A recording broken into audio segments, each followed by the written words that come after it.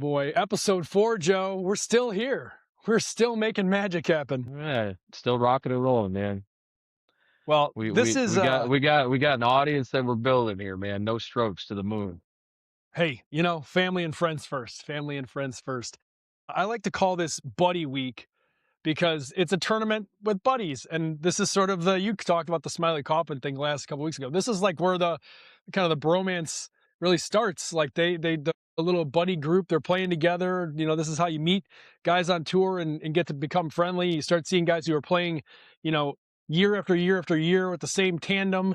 You get to see things like this week with the Fitzpatrick brothers playing, which is cool. And obviously is where I put my money because, I'm not going to bet against the fucking guy 3 times in a row and lose. So we're just going to take our licks and move on. Can we talk about really quick how you and I have contributed to Matt Fitzpatrick's success over the last month? Because you and Yeah. I both were on him for like 5 straight tournaments. I got off him after the Players. I was like, this guy's just never gonna win after he squandered the Players. And then what does he do? He wins the Valspar the following week, and then a couple weeks later wins a signature event. I have not profited on Matt Fitzpatrick, even though I loved him for a lot of this season. So he can I think thank he owes us for he can thank us for obviously it wasn't jiving with us having money on him. We stopped betting him, and now he's the hottest golfer in the world. So you're welcome, Matt he Fitzpatrick. needed, go Wildcats. He needed someone to believe in him, and I believe that we were the people who believe in him and make him feel confident when he wakes up. It's not his beautiful blonde wife, it's us. He sees us talking and not betting on him, and he comes to play. Well, hey, better us talking about him than Dan Rappaport, who just like, my God, guy kisses his ass. I'm gonna cry. I'm gonna get emotional. This fucking guy. We're not in the business of shitting on fellow podcast golf guys, but this is going to be a fun show. I think this week is, we've talked about this before. This week is Buddy Week is about friends. This should be a golf tournament coming up, Zurich, that should be popular. And yet, in my mind, it feels almost like a bygone era of golf where this was a thing where guys got together in Louisiana and hung out on Bourbon Street and tore up TPC. And it's just something, you've mentioned it to me before the show, but it's true. You're coming off of the Masters signature this, and then signature PGA. Is not a great time if you're looking for the top guys to play, but we're not going to let that stop you. We're still going to talk about this tournament. I think there's some fun things to talk about. We are going to recap what we got right and what we got wrong. Ironically enough, the same thing was gotten wrong with the RDC as it was the Masters. And then we got the $500 million elephant in the room, which is we left off the last show talking about Liv has an emergency announcement. It was basically a non-announcement, like we said, but it was predictably like they're pretty much done. Like it's done, but it's going to go on the rest this year. And all of that was completely overshadowed by a story from The Athletic on Bryson DeChambeau's meetings during Masters Week, which I thought was kind of funny. The guy's out taking meetings for Masters Week, and he didn't make the cut. Maybe there was something in common there. We will get into that towards the end of it, but I want to start off where we left off, Joe, which is last week's tournament. We were dead on rights, correct, that it's going to be a repeat winner. We circled it with repeat winners and then said, okay, the ones that we would pick, if not them, if they have all their tools in the bag, you've got Berger, you've got a few guys who are going to have to play really, really well, everything working at Fitz. If not, they're probably not going to make it. That's kind of what happened. You've got all the guys who played extremely well, who've won before, pretty much made up the top 20. And then you've got Russell Henley, who I think was a good pick. And we talked about it while giving the pick. He doesn't win tournaments enough. And that would be the question. And I thought he played well, not well enough to contend really and win, but the people who were in it to win it was obviously the winner, Fitzpatrick, and then Scotty Scheffler, who I think I led off by saying it's probably Scotty Scheffler who's going to win. But, if he doesn't, this is what's going to look like. So we came very close, right? I mean, was there something what did you learn from the tournament about the guys? What would you change? I think we were dead on, right? It was course history, right? So I think we gave that out, right? Look at the guys who've had success here. The guys that we threw out were Scotty, who was a guy who had won there, Fitz, who had won there a couple of years ago. We gave out Spieth. I was a little disappointed in Spieth. He just never really got it cooking. Spieth Town never got going. It didn't deliver, but he just has this uncanny ability to give us like the best images on a golf court where he just finds himself where you and I would find ourselves. He just has the ability to make par from there, where if we were stuck where he was off of some of his tee shots, we're making double or triple. So he keeps it exciting at least, but he didn't contend. Fitz was running away with it for a little while. Hovland popped off, which like I think that's a guy that we've got to circle coming into the rest of the major season. He is, back from the Scott show last year. I loved Hovland at Oakmont. He contended there. He's a guy that I'm gonna deep dive into for the PGA Championship. Like he just seems like a guy that's gonna win a PGA Championship. Like he contended when Koepka won a couple of years ago. He contended when Xander won. That's when he had like no semblance of a golf game. So like the PGA Championship just seems to suit him. So coming out of RBC, I liked what I saw from Hovland. Final group on Saturday, he did taper off, but like he got it to 13 under after 2 days. So he played some phenomenal golf. And then you just can't kill Scotty, right? Like Scotty was 4 or 5 back heading into Sunday, and it never seems like too big of a lead on Sunday, especially at a course where he's got history at. I know you won some money off of Scotty on Saturday, or on the bet you placed on Saturday. Almost got it done. I was pretty shocked at his approach shot in the playoff. Like you just What don't approach shot? see. I mean, you just don't see him do that with approach shots, and that was after Fitz had that one-handed finish where you were like, oh fuck, where's that going? Like, did he lose that? And he put it to 13 feet and made a hell of a putt to win that. But not really surprises. It's just what you're gonna get on this show is that like it's hard to get you and I excited and our audience excited about picking guys that are like anywhere from 4-1 to 15-1, which is where Scotty and Fitz were. So we gave some longer shots that didn't come home, but that's always how I think we're going to approach these tournaments is, hey, this is who should win, but if you're looking for value, here are the guys that if they've got the putter rolling could contend. It just didn't happen at RBC. I mean, look, if you want a short show, we can come on here every week and just tell you Scotty Scheffler's the Scotty pick. Scheffler. Exactly. And It's then no whoever fun. runner up is, if Rory's in the field, then he's number 2. I'll tell you who did get themselves and shoot themselves in the foot repeatedly is our boy Aubert, Terminator. It might be a problem. Fucking guy plays Sunday like it's a Thursday. Like he cannot not have a double. He cannot not, we talk about the complementary part of his game, which is like that he plays like a cyborg. Maybe that's part of the problem also is that, the emotional ups and downs of a golf match, particularly get into Sunday and you kind of feel the ride. Like maybe part of the problem is that he's still just sort of like plays the course as it comes at him and isn't making changes because he did not play Sunday in a way that looked like a guy who was either going to chase down Fitzpatrick nor a guy who was trying to preserve. He was taking kind of dumb shots, risky shots that were like ironically on holes that didn't have a payoff. And on the holes that had like a payoff, he kind of took it easy, and then he Yeah. shit the bed anyway. And I was like, what? I don't know what to make of it, which is going to lead to the kind of my next point of this. I was as you would imagine, at the golf. Well, I hit the range up, hit a couple buckets, then played 45 holes on the sim with my buddy on Sunday, watching this. And we kept talking the whole time saying, what a boring ass tournament. Like this Sunday sucks. And I kept saying to him, wait for it. This has everything written on it to be like a last 1 or 2 holes, guys looking behind him, and he kind of ironically going back to the Masters flub of coverage we talked about a couple weeks ago. I said you can't fuck this up because the 2 guys playing for first are playing next to each other, so you can't screw it up. So really, if Scotty just does what he's going to do and what he did do, you're going to have a potential playoff at the end of it, and really it's get within 1 stroke with a hole left. And I don't care who you are, other than Tiger Woods in his prime. I don't care who you are. Teeing off next to somebody with 1 stroke, almost nil room for error on the 18th hole of the Sunday in any tournament is going to bring on fireworks. And we had it. And so I thought it was a boring afternoon, but it ended really cool. And it would have been maybe even better if the 2 had a playoff that didn't result in a chunked wedge shot and a 1 putt. Yeah. But what we talked about, right? Dude, 16 through 18 on that course delivers, right? Like just a great finishing stretch, right? And I know you saw that tree that I was referencing on 16 that I went right we all behind. saw So like the tree.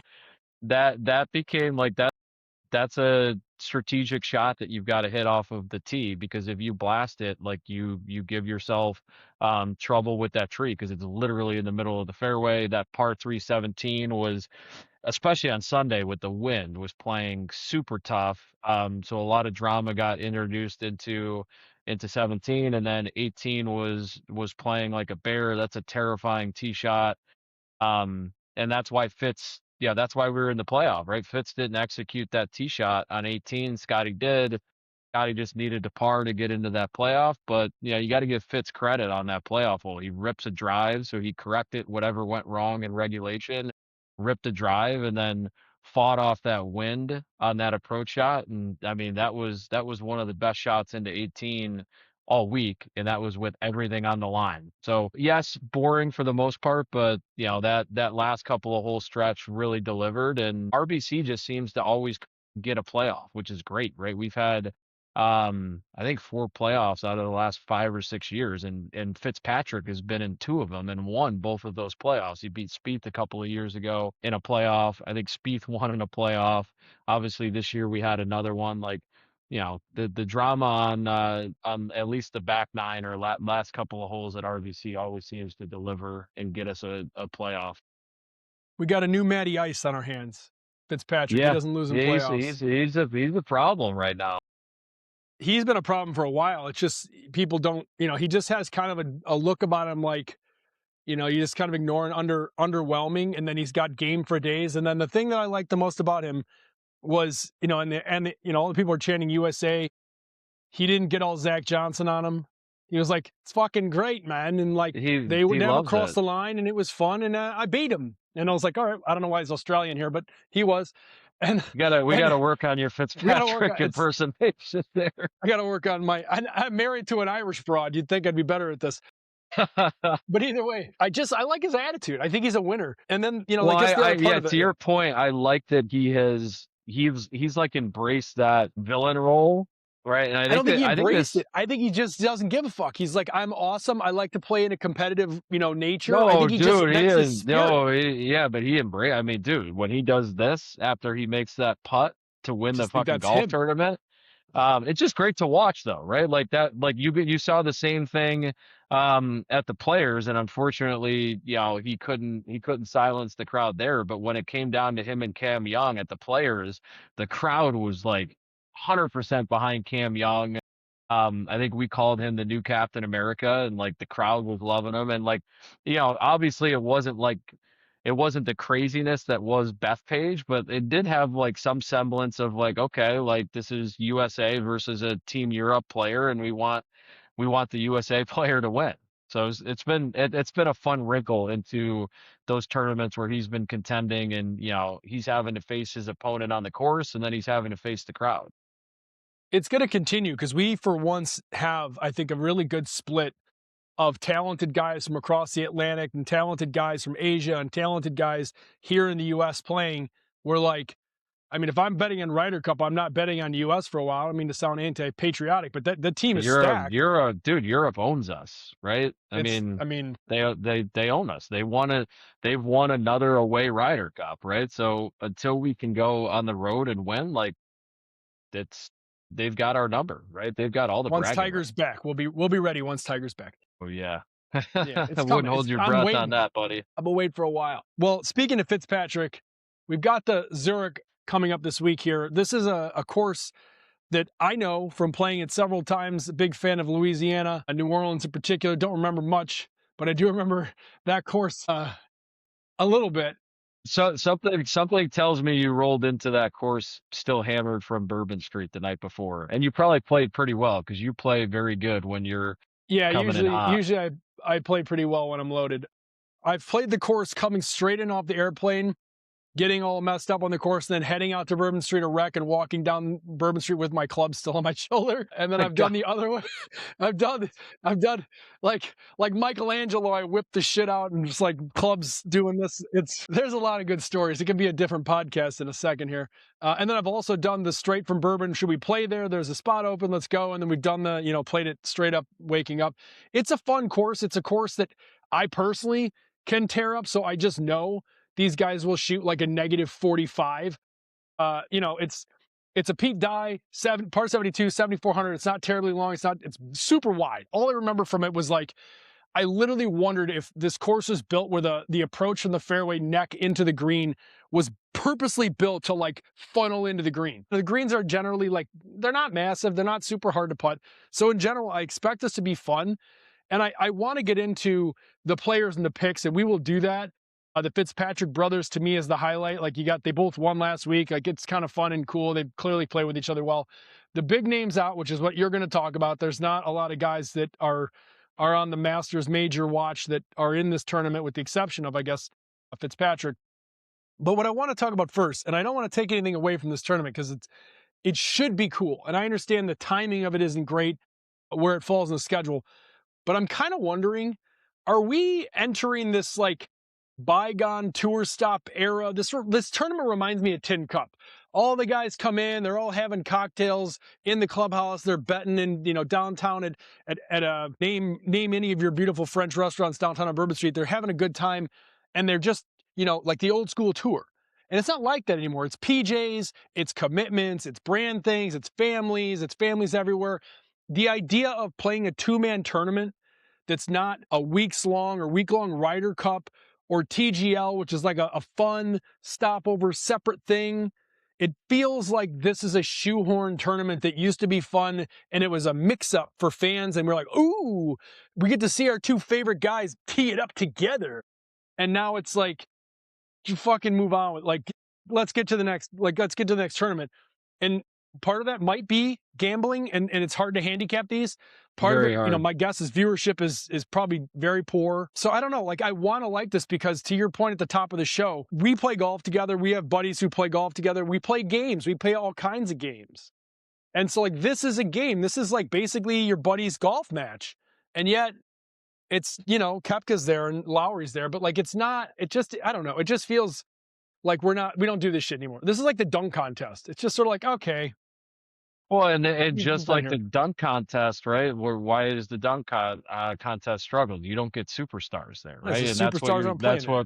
that's what you're seeing with this tournament now too, is that it's really is just an unfortunate calendar slot for this, right? Like you now have, with the introduction of the signature events over the last couple of years and the bigger purses, you just have the tournaments that are the halves, right? Where everyone's going to go because the purse is huge and it's a signature event, and like they're required to go. I think you can miss one if you're in that, qualifying field of the signature events. And this one unfortunately falls. You got Masters, RBC, which is a signature event, and then the next 2 weeks are signature event. So you're going to get the top guys there, and then you roll right into the PGA Championship. So like, unfortunately, cool concept for the tournament, but based on where it falls on the calendar, you and I were searching and we're like, man, there's just not a lot of names here, right? There's just not a lot of teams to be super excited about. I think the one thing that I'll take from last year, right, is that Ben Griffin won, right, with Andrew Novak, and that was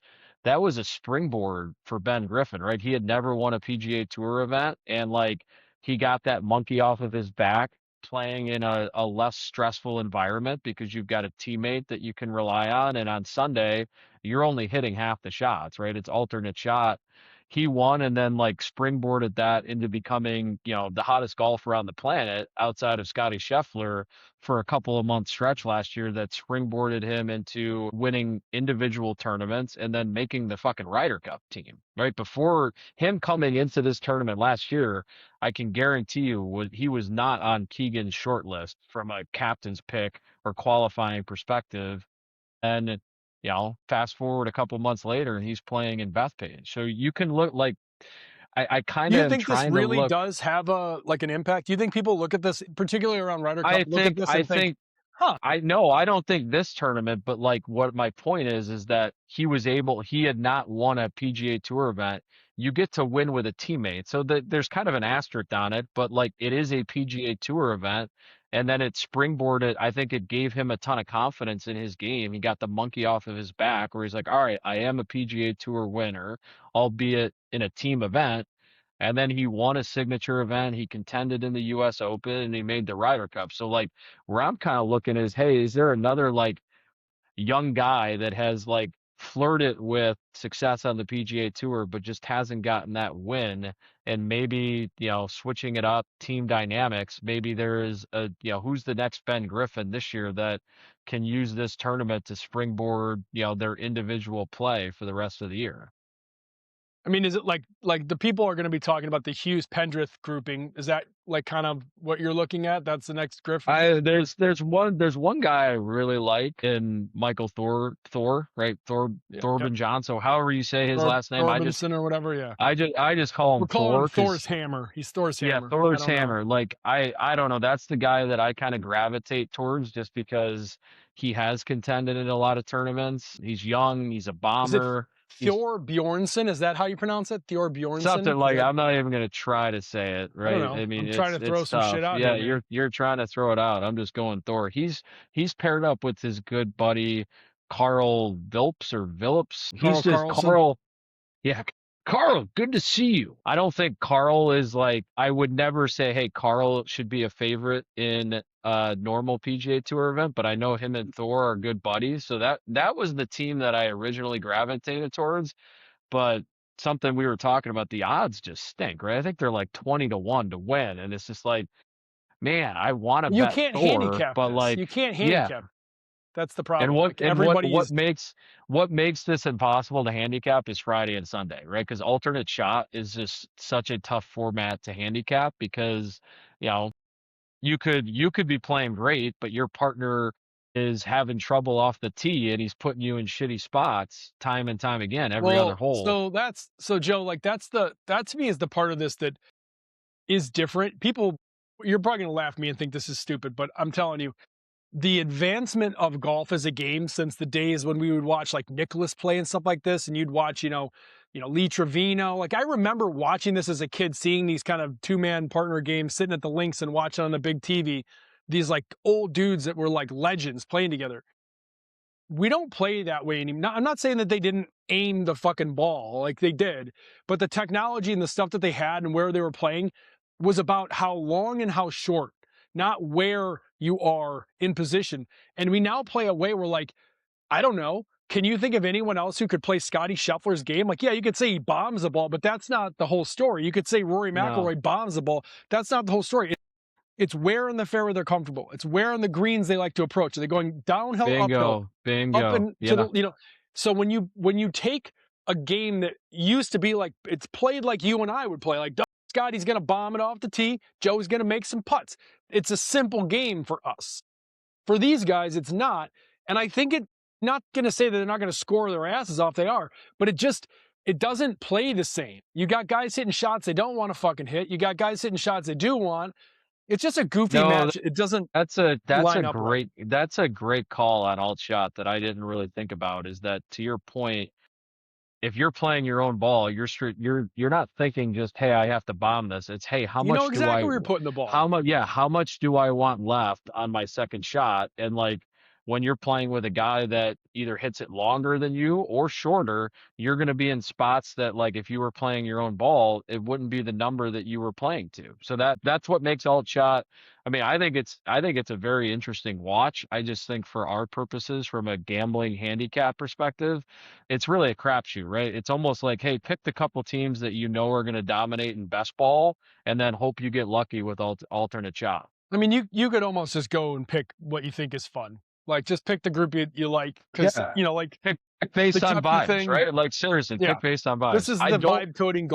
I don't love it. It is weird to see Lowry not with Rory, right? And I know Rory played. Didn't he play last year when he won the Masters? Maybe this time he's a two-time Masters champ, and he's just like, I don't want to play again. But I don't know that Lowry Koepka. They don't seem like they would have good vibes together. That I'm sure they have a hell of a good time DJing something, but I don't know much after that. I don't know. Let's put it to the test, okay? I'll let you pick any two guys in PGA. You can put them together, any two guys you want, and then I'm going to ask you a question after that. You pick anyone you want. Who, there doesn't matter, currently active PGA, not even PGA, active golfer, professional golfer, you could put together as a pairing. Who would your two be that you think would win this thing? Who's the best? What would you love to see the most? Probably Spieth and Thomas, just because those seem to be. I mean, those are true best You got friends that something have to do had. this weekend? You're not gonna watch it. They'll be over by the Friday. Those would be who I would Got a pick busy because those. weekend. I'd like to see these two guys play Thursday and Friday. What? I'm just laughing because if it was any other tournament with cuts, the two guys you picked, the chances, like I would definitely bet they don't make the cut.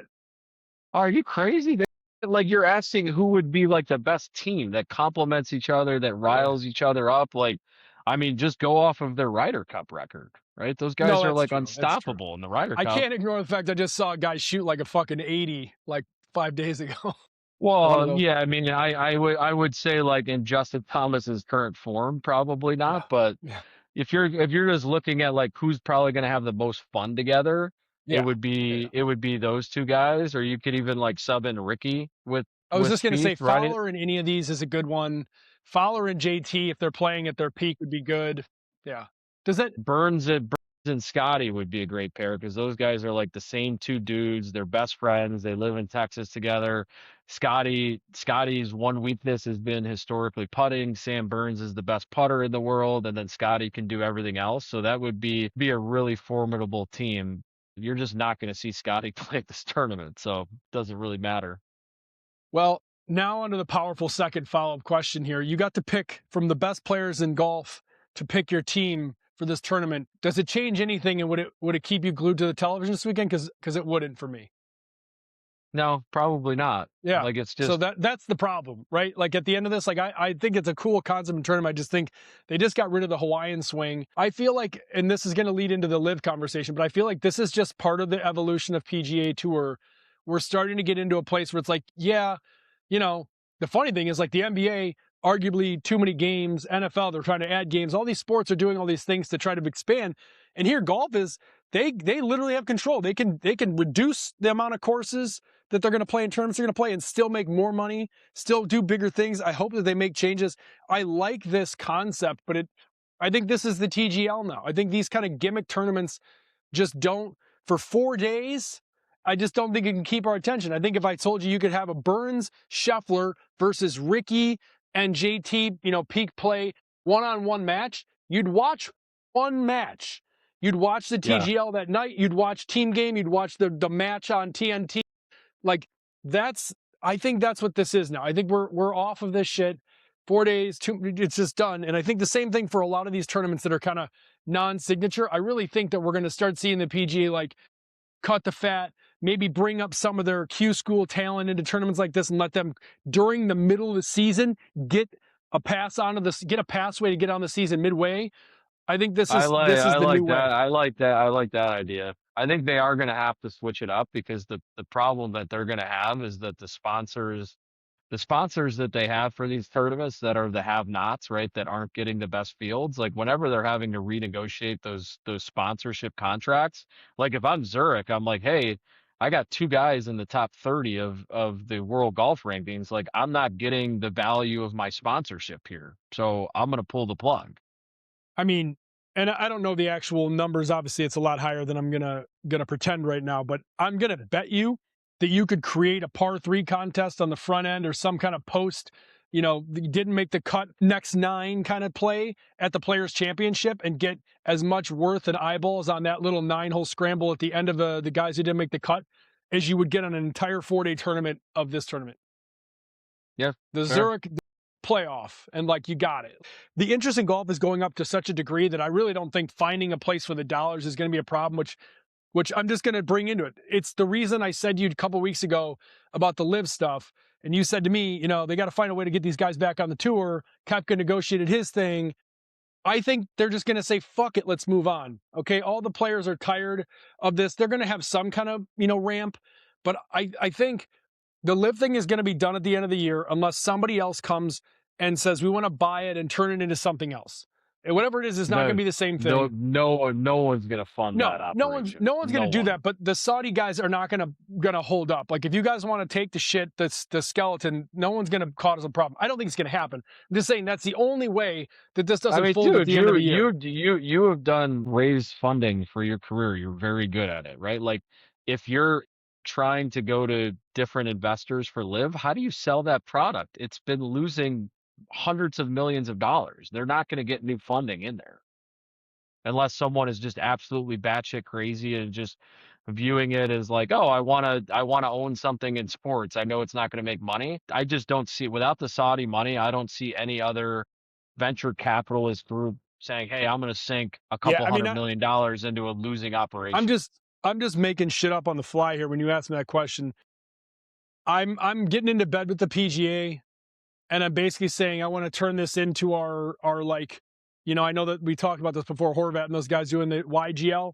I'm going to turn this into like the NBA DL. I know Corn Ferry's supposed to be that, but it's not really.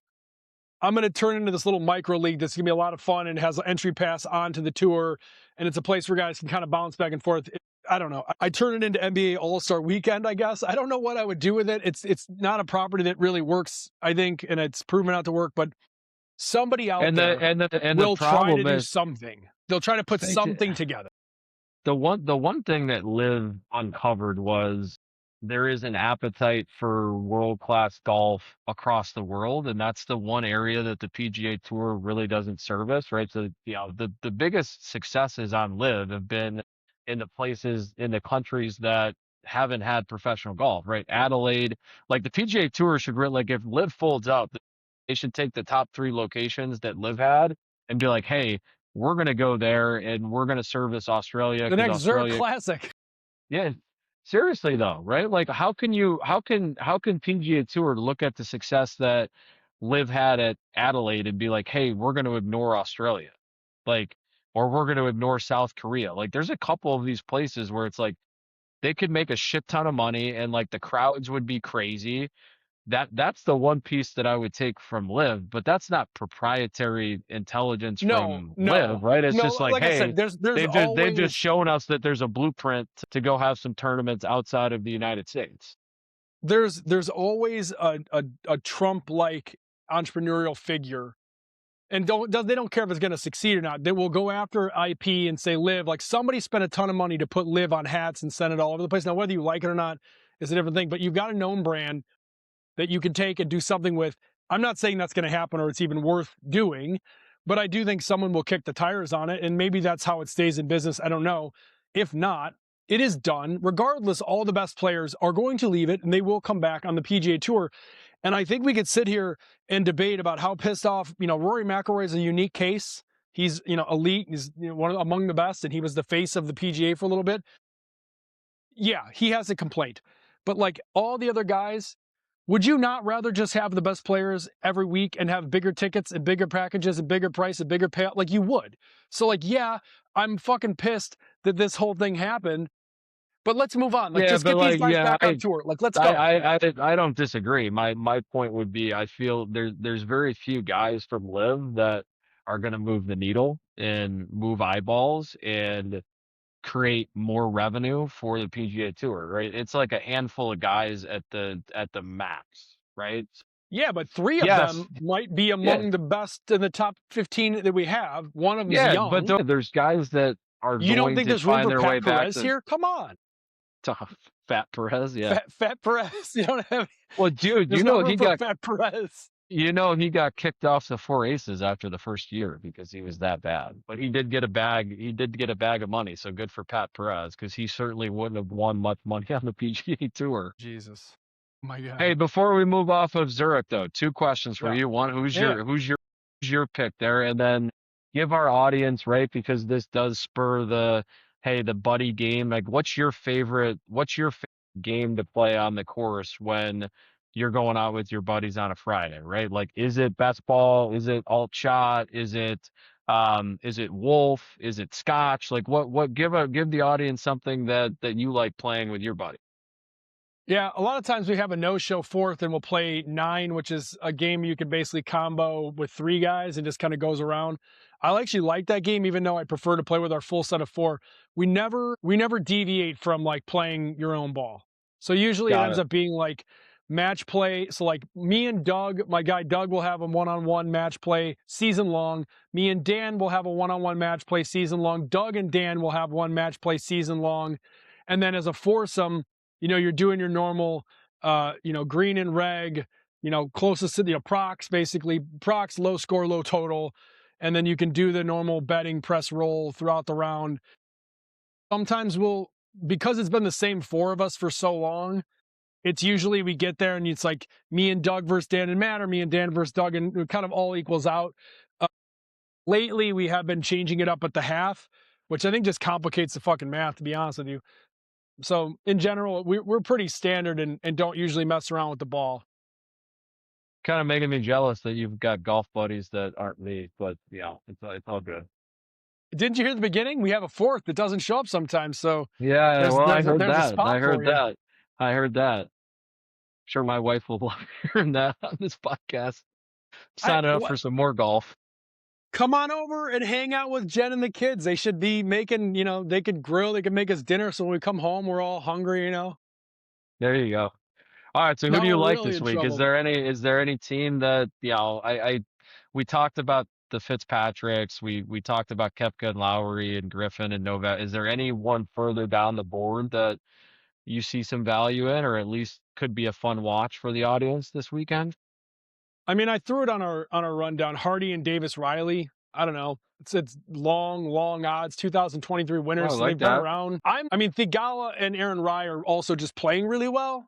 Like, I like that one. I don't know what they play like together, but like they play, they individually are playing pretty well. At least most. Well, there's one thing that you said about TPC Louisiana that makes me like Saad. You said the fairways are very wide because that's where he gets in trouble, right? Is that his driver kind of goes anywhere but where he wants it to go. So that could be some value there. He's not going to get in trouble off the tee. I do like him. Problem with betting Aaron Rye is you got to watch a guy play golf with two golf gloves on, which is just an unsettling sight. There's a couple of these guys on tour that are just really like what I would call in real life a tough hang. Really a tough hang. Any guy who I wear no gloves, so I'm really out there. But the two glove guys, the putt with the glove guys, I can't take it. For entertainment's sake, I'm rooting for the Fitzpatrick brothers because I just think it's kind of cool. I don't know. Good to see brothers who are both playing really well right now kind of get back and forth and watch how they, go back to childhood basically and do shit we used to do in high school golf. That part is fun to me. But in general, we've talked about it. How do you handicap this? I don't know. If these guys, I guess I would say this, if I really, really wanted to bet on this, I would go try to find out who are the guys who practice together in between tournaments. And maybe this is what that is. Maybe this is most of these groups. But generally, that's probably the best you could do because you just don't know what you're going to get out of a team game. I don't know. Agreed. Well, I hope that doesn't deter people from watching this because I certainly am going to. I think, just to close up shop, we've talked about the live thing, and I know you think that these guys, there's not a ton of guys. Can we talk Bryson a little bit though, and just his behavior? That's where I was about to go. Yeah, good, because good God, he did the unthinkable, and we talked about this last year, right? Where it's like we were getting the right amount of Bryson between no one really paying attention to live, and then if you wanted to consume his content, you could go to his YouTube channel, and like he went from really unlikable, like his last couple of years on the PGA Tour, right? Like he was getting bullied by Koepka, like just the crowd had turned on him, right? Like his shtick had kind of like it just had worn on people. And then all of a sudden he goes to live, he's not around all the time, and like the temperature on him changed, and like people liked him and people were cheering for him against Rory, like at the 2024 US Open when he won and at the Masters last year. But now it's like, I don't know, I feel like he's becoming unlikable again. Like his behavior at the Live Mexico City event, like he was throwing temper tantrum. Did you see the trap he was in? Yeah. Oh yeah. There was grass poking out of the part. First off, you got paid a ton of money to go play for Live, so I don't feel bad for you at all. Exactly right. You knew what you were getting into. Bunkers in western Chicago suburbs that have more fucking sand in them than those traps had. You could see the netting underneath the sand from the camera angle.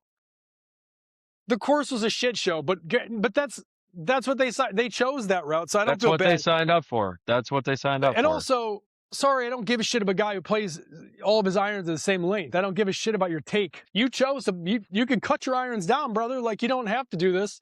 You don't have to print the I think fucking things in your he's garage. got to stop with those. The 3D irons, the same size. It's just like I think he's doing himself a disservice with those clubs. But like Stop talking he's about it. made, yeah. Well, but the problem is he's made it like his identity. So it's like Right. Well, then maybe it's he's not too. going anywhere. It's not. But like his ego and his pride is getting in the way of I think him truly being one of the best players in the world.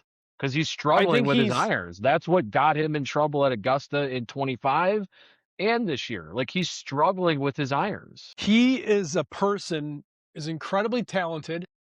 He's got demons. I don't mean that in a Tiger way. I mean in his own way. Like there's definitely like the dorky kid who became cool and now he's going to be like, show you how cool I always was. And he's just got this attitude that personally, it's a fucking turnoff. I don't like him. I never did like him, so I'm not a flip-flop guy. But it's a friction that draws attention. And I think that he has a gigantic YouTube channel, and part of the biggest cost of the PGA from Live is not going to be these guys coming back on tour and what they had to pay and create. It's going to be what happened with Bryson, because he's only the first of many guys to come who are going to come to the tour with baggage like this, where they've got their own YouTube channel. They make so much money off the PGA Tour that they don't need your shit. They're very difficult to manage. You can't tell him to tone it down because he's like, I make more money here than this and that. Like, the problem is we're going to have these individual personalities now, and we're going to have to deal with it. It used to be personalities that were manufactured, like Tiger Woods, like Michael Jordan by Phil Knight and Nike. They manufactured this guy who's going to be an epic hero or an anti-hero in some cases. Now these dudes are making the shit up as they go.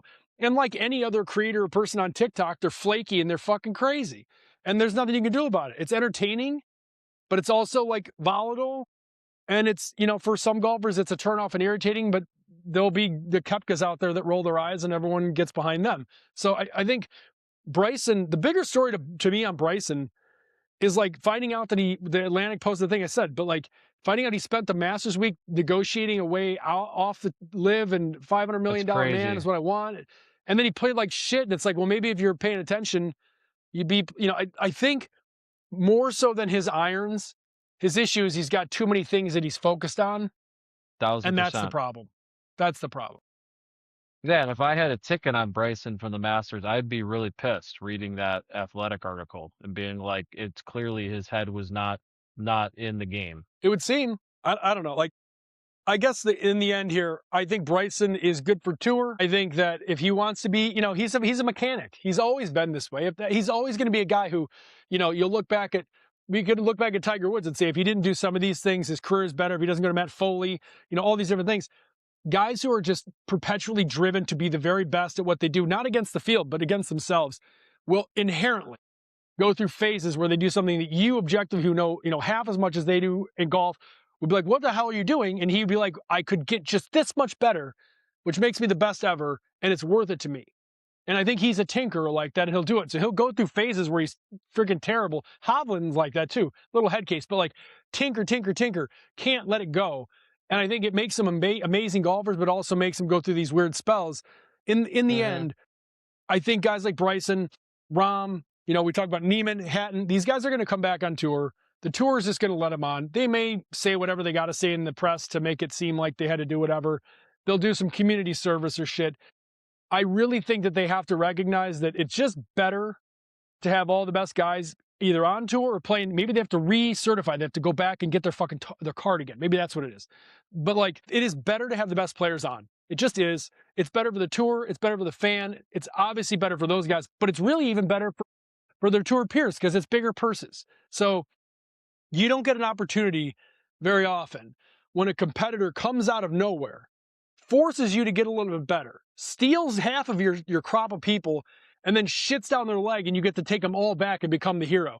For a period of time, all we did is talk about how the PGA Tour blew this opportunity, CEOs out, all this infighting, it's all terrible, and somehow they're going to come back looking like the sympathetic, stalwart that was always here. That's never happens. So I hope they don't blow it. We have so much awesome stuff coming.